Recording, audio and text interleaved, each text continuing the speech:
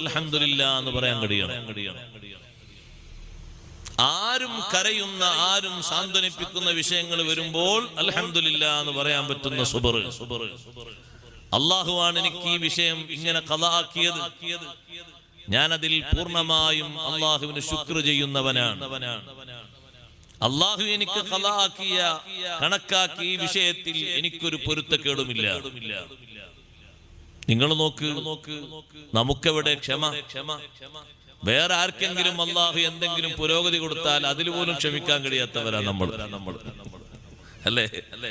ഒരാൾക്ക് അള്ളാഹു എന്തെങ്കിലും ഉയർച്ച കൊടുത്തു, ദീനിയായിട്ടോ ദുന്യവിയായിട്ടോ, അപ്പൊ നമ്മളെ മനസ്സിൽ ഇങ്ങനെ ചൊറിയാണ്, എന്താ അയാൾക്ക് അങ്ങനെ കിട്ടാൻ, അത്ര വലിയ സ്ഥാനം കൊടുക്കാൻ? അള്ളാഹു അല്ലേ കൊടുത്തു. നമ്മൾ അൽഹംദുലില്ലാ എന്ന് പറഞ്ഞ പോലെ നമുക്ക് തരാത്തത് കൊണ്ട് മറ്റൊരാൾക്ക് കൊടുക്കാൻ പാടില്ല എന്ന് പറയാൻ പറ്റൂലല്ലോ. അള്ളാഹു അല്ലേ അയാൾക്ക് കൊടുത്തത്, അയാളെ വലിയ ഒരു കോടീശ്വരനാക്കി. നമ്മളെന്താ ചെയ്യാ? അൽഹംദുലില്ലാ. സമൂഹത്തിൽ ഒരുപാട് ദൗത്യങ്ങൾ നിർവഹിക്കാനുള്ള വകുപ്പ് അയാൾക്ക് അല്ലാഹു കൊടുത്തില്ലേ? കൊടുത്തവൻ അല്ലാഹുവല്ലേ. നമുക്കതിൽ യാതൊരു കുറവും തോന്നാൻ പാടില്ല. നമ്മളെ കൂടെ പഠിച്ച കൂട്ടത്തിൽപ്പെട്ട ഒരാൾ അല്ലാഹു വലിയ ആലിമാക്കി നോക്കിക്കോ. അപ്പൊ നമ്മൾ പറയും നമ്മളെ കൂടെ മദ്രസ പഠിച്ച ആളാണ്, അതുകൊണ്ട് അയാൾക്ക് അല്ലാഹു ഇൽമു നൽകി ആദരിച്ചു, അൽഹംദുലില്ലാ. നമ്മൾ അതിൽ സന്തോഷിക്കുക, അല്ലാഹുവിന് ശുക്ർ ചെയ്യുക. അവിടെ തിരുത്താനോ അല്ലെങ്കിൽ അത് കുറവാക്കുന്ന ഒരു മനസ്ഥിതിയോ നമുക്കുണ്ടായാൽ നമ്മൾ ആ വിഷയം അംഗീകരിച്ചില്ല എന്നാണ് അർത്ഥം.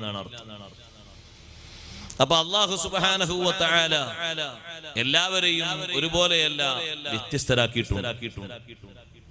എല്ലാവരും ഒരുപോലെയാണെന്നുള്ള കാഴ്ചപ്പാട് അത് ഈമാനിന്റെ കുറവാണ്. എല്ലാവരും ഒരുപോലെയല്ല, എല്ലാ നാടുകളും ഒരുപോലെയല്ല. നമ്മുടെ നാടും പരിശുദ്ധമായ മക്കയും ഒരുപോലെയാണോ? അല്ല. ഇപ്പൊ നിങ്ങൾക്ക് ഈ പരിപാടി കഴിഞ്ഞു പോകുമ്പോ എവിടെങ്കിലും ഒരു സ്ഥലത്തുനിന്ന് ഒരു പവൻ സ്വർണ്ണാഭരണം കിട്ടിയെന്ന് കൂട്ടിക്കോളൂ. ഒരു ഉദാഹരണം പറയാം. ആ സ്വർണ്ണാഭരണം നിങ്ങൾക്ക് ഒരു 2 വർഷം ജനങ്ങളുടെ ഇടയിലേക്ക് പബ്ലിസിറ്റി ചെയ്ത് ആളുകൾ അറിയുന്ന എല്ലാ ഗ്രൂപ്പിലും മറ്റൊക്കെ മെസ്സേജ് അയച്ച് ജനങ്ങൾ തിങ്ങിക്കൂടുന്നിടത്തൊക്കെ പരസ്യം കൊടുത്ത്, പത്രത്തിലും മറ്റൊക്കെ പരസ്യം ഇടക്കിടക്ക് കൊടുത്ത് തുടരെയായ 2 വർഷം അങ്ങനെ പരസ്യപ്പെടുത്തിയിട്ട് ആരും വന്നില്ല. എന്നാ നിങ്ങൾക്കത് ഉപയോഗപ്പെടുത്താം. പിന്നെ ആള് വരുമ്പോ തെളിവ് സഹിതം വരുമ്പോ കൊടുക്കണമെന്ന് മാത്രം. പക്ഷേ വിശുദ്ധമായ ഹറമിൽ നിന്ന് അതേപോലെ ഒരു സ്വർണ്ണാഭരണം നിങ്ങൾക്ക് കിട്ടിയാൽ എത്ര വർഷം കഴിഞ്ഞാലും, നൂറ്റാണ്ട് കഴിഞ്ഞാലും അത് ഉടമപ്പെടുത്താൻ പറ്റില്ല. അതാ നാടിന് അല്ലാഹു നൽകിയ ബഹുമാനമാണ്. ആ നാട്ടിൽ നിന്ന് എന്ത് നിങ്ങൾ പെറുക്കിയെടുക്കുന്നോ പരസ്യപ്പെടുത്താൻ വേണ്ടിയല്ലാതെ ഉടമപ്പെടുത്താൻ പറ്റൂല. അവിടെയുള്ള പുല്ല് പറിക്കുന്നതും ഇവിടെയുള്ള പുല്ല് പറിക്കുന്നതും വ്യത്യാസമുണ്ട്. വിശുദ്ധമായ ഹറമിൽ നിശ്ചിത ആവശ്യങ്ങൾക്ക് വേണ്ടി ഒഴിവാക്കി കൊടുത്തതല്ലാതെ ഒരു പുല്ലും പറിക്കാൻ പാടില്ല. നമ്മളെ നാട്ടിലോ ഒരു പുല്ല് മുളച്ചു വന്ന് പറിച്ചാൽ എന്തെങ്കിലും കേടുണ്ടോ? അതവിടെ വൃത്തിയാക്കാനാണെന്ന് നമ്മൾ പറയും. ഹറം എന്ന് പറയുന്ന പരിധിയിൽപ്പെട്ട സ്ഥലത്ത് ഒരു മരം ആവശ്യമില്ലാതെ മുറിക്കാൻ പാടില്ല. ആവശ്യം ഓരോരുത്തർക്കും തോന്നുന്ന ആവശ്യമല്ല, അല്ലാഹു അനുവദിച്ച ആവശ്യങ്ങളുണ്ട്. അതിനല്ലാതെ മറ്റൊന്നിനും മുറിക്കാൻ പാടില്ല. പുല്ല് പറിക്കുന്നത് പോലും വിലക്കേർപ്പെടുത്തപ്പെട്ട ബഹുമാനമുള്ള സ്ഥലമാണത്. ഒരു റക്അത്ത് നിസ്കരിച്ചാൽ, 1 മിനിറ്റ് ഇത്തികാഫിരുന്നാൽ, ഒരൊറ്റ പ്രാവശ്യം ഒരു ദിക്ർ ചൊല്ലിയാൽ, ഒരു പ്രാവശ്യം ഒന്ന് വിശുദ്ധമായ കഅബയിലേക്കൊന്ന് നോക്കിയാൽ അതിന് ലഭിക്കുന്ന പ്രതിഫലം നമ്മുടെ നാട്ടിൽ എവിടെ കിട്ടാനാണ്? ഏത് പള്ളിയിൽ ലഭിക്കാനാണ്? ഏത് മഖ്ബറയിൽ കിട്ടാനാണ്? ഏത് ദിക്റിന്റെ മജ്ലിസിൽ ലഭിക്കാനാണ്? ഒരൊറ്റ സ്ഥലത്തും അല്ലാഹു നൽകിയിട്ടില്ല. ഏറ്റവും വലിയ ബഹുമാനമല്ലേ ആ നാടിന് അല്ലാഹു നൽകിയത്? എന്താണ് ആ നാടിന് അത്രയും വലിയ ബഹുമാനം നൽകാനുള്ള കാരണം?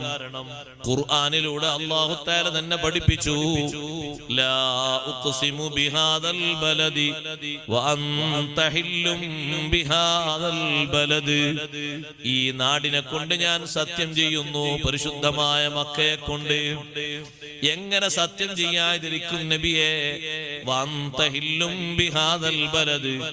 ഈ നാട്ടിലല്ലേ അങ്ങ് പിറക്കുന്നത്, ഈ നാട്ടിലല്ലേ അങ്ങ് വന്ന് താമസിക്കുന്നത്. ജീവിതത്തിന്റെ ബഹുഭൂരിഭാഗം തങ്ങൾ താമസിച്ചതും വിശുദ്ധമായ മക്കയിലാണ്. നുബുവത്തിന്റെ വർഷങ്ങളിൽ കൂടുതലും ചെലവഴിച്ചത് വിശുദ്ധമായ മക്കയിലാണ്. പ്രബോധന മേഖലയിൽ കൂടുതലും ചെലവഴിച്ചത് വിശുദ്ധമായ മക്കയിലാണ്. ആ മക്കയിൽ വലിയ ബഹുമാനം അല്ലാഹു നൽകാനുള്ള കാരണവും അഷ്റഫുൽ ഖൽഖ് മുഹമ്മദുർ റസൂലുള്ളാഹി സ്വല്ലല്ലാഹു അലൈഹി വസല്ലമ തങ്ങൾ അവിടെ പിറക്കുന്നു എന്നതാണെന്ന്, തങ്ങൾ അവിടെ വന്ന് താമസിക്കുന്നു എന്നതാണെന്ന് ഖുർആനിലൂടെ സത്യം ചെയ്ത് അല്ലാഹു നമ്മെ പഠിപ്പിക്കുമ്പോ ആ നാടിനുള്ള മഹത്വം മറ്റേത് മഹാന്മാരും ജനിച്ച നാടുകളെ പോലെയല്ല. അതിനൊന്നും മഹത്വം ഇല്ലെന്നല്ല പറഞ്ഞത്. അപ്പൊ എല്ലാ നാടുകളും ഒരുപോലെയല്ല, എല്ലാ സ്ഥലങ്ങളും ഒരുപോലെയല്ല. മഹാരഥന്മാര് താമസിച്ച സ്ഥലം, അവര് ഇരുന്ന സ്ഥലം, അതിന് വലിയ ബഹുമാനം അല്ലാഹു നൽകിയിട്ടുണ്ട്. ഈ മാസത്തിലല്ലേ സയ്യിദുനാ റസൂലുള്ളാഹി സ്വല്ലല്ലാഹു അലൈഹി വസല്ലം ഇസ്രാ നടത്തിയത്. ഇസ്രാഇന് വേണ്ടി മക്കയിൽ നിന്ന് വാഹനത്തിൽ തങ്ങൾ പുറപ്പെടുമ്പോ കുറച്ചങ്ങ് വാഹനം നീങ്ങിയപ്പോ ബഹുമാനപ്പെട്ട ജിബ്രീൽ അലൈഹിസ്സലാം തങ്ങളോട് പറഞ്ഞില്ലേ, ഇൻസിൽ, ഒന്നിറങ്ങണം നബിയേ, ഫസല്ലി ഹാഹുനാ റകഅതൈൻ. ഇവിടെ ഇറങ്ങിയിട്ടൊരു 2 റക്അത്ത് നിസ്കരിക്കണം. ആദ്യം നിസ്കരിച്ച് വാഹനത്തിലേക്ക് കയറുമ്പോ തങ്ങൾ ചോദിച്ചു, ഇതേതാണ് നാട്? ആ സമയത്ത് ജിബ്രീൽ അലൈഹിസ്സലാം പറഞ്ഞു, ഹാദിഹി ത്വയ്ബ, ഇത് ത്വയ്ബയാണ്, ത്വബയാണ്, മദീനയാണ്. അങ്ങേക്ക് ഹിജറ വന്ന് താമസിക്കാനുള്ള ഇടമാണിത്. തങ്ങളപ്പോൾ മദീനയിൽ എത്തിയിട്ടില്ല. മദീനയിൽ എത്തുന്നതിന്റെ മുമ്പ് തന്നെ ഒന്ന് നിസ്കരിച്ച് ആ നാടിനെ തങ്ങളൊന്ന് അലങ്കരിക്കുകയാണ്. ആ വിശുദ്ധമായ മദീനയിലാണ് നബി സല്ലല്ലാഹു അലൈഹി വസല്ലം ഇസ്രാഇന് പോകുമ്പോ ആദ്യം ഇറങ്ങി ഒന്ന് നിസ്കാരം നടത്തിയത്. കുറച്ചുകൂടി വാഹനം മുന്നോട്ട് നീങ്ങിയപ്പോ വീണ്ടും നിർദ്ദേശം വരുന്നു, ഇൻസിൽ ഹാഹുനാ ഫസല്ലി റകഅതൈൻ. ഇറങ്ങിയിട്ട് 2 റക്അത്ത് നിസ്കരിക്കണം നബിയേ. നിസ്കാരം കഴിഞ്ഞപ്പോ ചോദിച്ചു, ഇതെവിടെയാണ് പ്രദേശം? ഞാൻ നിസ്കരിച്ചത് എവിടെയാണ്?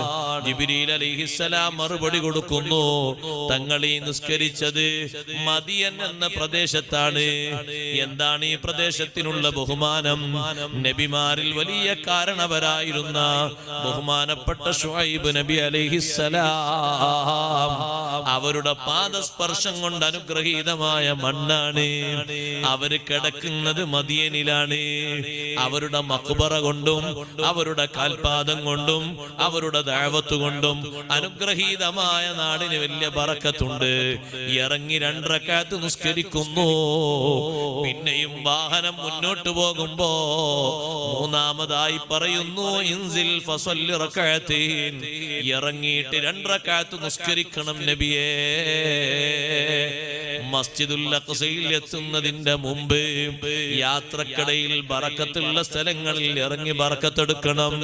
ഗൾഫിലേക്ക് പോകുന്ന സഹോദരങ്ങളോട്, ദീർഘദൂര യാത്ര നടത്തുന്നവരോട് യാത്രക്കിടയിൽ വലിയ വലിയ മസാറുകൾ കാണുമ്പോൾ ഒന്ന് സലാം പറയാൻ മറന്നുകൂടാ. കഴിയുമെങ്കിൽ സമയമുണ്ടെങ്കിൽ ഒന്ന് ഇറങ്ങിയിട്ട് ആ പരിസരത്തുള്ള പള്ളിയിൽ ഒന്ന് 2 റക്അത്ത് നിസ്കരിച്ച് അവിടെ കിടക്കുന്ന മഹാനോടൊരു സലാം പറയണം. അത് വലിയൊരു പുണ്യകർമ്മമാണ്. ഡയറക്റ്റായി മക്കയിൽ നിന്ന് ബൈത്തുൽ മഖ്ദിസിലേക്ക് പോകാൻ ബുറാഖിന് വഴിയറിയാത്തത് കൊണ്ടല്ല, ജിബ്രീൽ അലൈഹിസ്സലാമിന് വഴി കാണിക്കാൻ കഴിയാത്തത് കൊണ്ടല്ല. പക്ഷേ യാത്ര ഈ സ്ഥലം ഏതാണ്? ജിബ്രീൽ അലൈഹിസ്സലാം പറയുന്നു സ്വല്ലൈത ബിതൂരി സീനാ, തങ്ങൾ നിസ്കരിച്ചത് തൂരി സീനാ പർവ്വതത്തിലാണ്. എന്താണ് ആ പർവ്വതത്തിനുള്ള ബഹുമാനം? വലിയ ബഹുമാനമല്ലേ ആ പർവ്വതത്തിനുള്ളത്? കലീമുല്ലാഹി മൂസാ അലൈഹിസ്സലാം അള്ളാഹുവിനോട് സംവദിക്കാൻ വേണ്ടി അല്ലാഹു തആല നിശ്ചയിച്ചു കൊടുത്ത സ്ഥലമാണ് തൂരി സീന. അള്ളാഹ്ക്കുള്ള സ്ഥലമല്ല, മൂസാ നബിക്ക് നിൽക്കാനുള്ള സ്ഥലം. അല്ലാഹു തആല നിൽക്കാൻ തൂരി സീനയെ സെലക്ട് ചെയ്ത് അല്ലാഹു തആലക്ക് സ്ഥലമല്ല. ഉണ്ടോ? അല്ലാഹു തആല തൂരി സീനയ്ക്ക് മാത്രം എന്നിട്ട് സംസാരിക്കുള്ളൂ, അല്ലാഹു തആലക്ക് നിൽക്കാനല്ല. അള്ളാഹുവിന്റെ കലാമ് കേൾക്കുന്നതിന് മൂസാ നബി അലൈഹിസ്സലാമിന് നിൽക്കാൻ. ആ അല്ലാഹു തആല മൂസാ നബി അലൈഹിസ്സലാമിനെ തൂരി സീനയിലേക്ക് വിളിച്ചു വരുത്തുമ്പോ അതിന്റെ തൊട്ടടുത്തെത്തിയ സമയത്ത് റബ്ബ് സുബ്ഹാനഹു വ തആല പറഞ്ഞു, ഇന്നക ബിൽ വാദിൽ മുഖദ്ദസി തുവാ. മൂസാ നബിയെ, നിങ്ങൾ പരിശുദ്ധമായ ഒരു താഴ്വരയിലാണ്, അതുകൊണ്ട് ഫഖ്ലഅന അലൈക്, ചെരുപ്പഴിച്ചു വെക്കണം. ചെരുപ്പിട്ട് ഇങ്ങോട്ട് കയറാൻ പറ്റൂല, ചെരുപ്പഴിച്ചു വെക്കണം. ഇന്ന് നമ്മൾ തൂരി സീന കാണാൻ വേണ്ടി പോകുമ്പോ അവിടെയുണ്ട് അതേ ആയത്ത് എഴുതി വെച്ചിട്ടുള്ളത്, ഫഖ്ലഅന അലൈക ഇന്നക ബിൽ വാദിൽ മുഖദ്ദസി തുവാ. ചെരുപ്പഴിച്ച് മേലോട്ട് കയറണം. ചെരുപ്പിട്ട് കയറാൻ പറ്റൂല. അവിടെ പള്ളി ഉണ്ടാ? പള്ളി കാണുന്നില്ല, പക്ഷെ ചരിത്രത്തിൽ ഹദീസിൽ അവിടെ ഒരു പള്ളി ഉണ്ട് എന്ന് പറയുന്നുണ്ട്. ഇപ്പൊ നമ്മൾ അവിടെ പോയി കാണുമ്പോഴുള്ള പള്ളി ചർച്ച. ഇപ്പൊ നിലവിലുള്ളത് അങ്ങനെ. പക്ഷെ ഹദീസിൽ അവിടെ പറ്റിയ ഒരു പള്ളിയെ പറ്റി പറയുന്നുണ്ട്. മസീഹുദ് ദജ്ജാൽ വരുമ്പോ 4 പള്ളിയിലേക്കും അതിന്റെ പരിസരത്തിലേക്കും അവന്റെ കാലുകുത്തുകയില്ലെന്ന് സയ്യിദുനാ റസൂലുള്ളാഹി സ്വല്ലല്ലാഹു അലൈഹി വസല്ലം എണ്ണിയപ്പോ, ഒന്ന് പരിശുദ്ധമായ മസ്ജിദുൽ ഹറാം, അതിന്റെ പരിസരം ഹറം.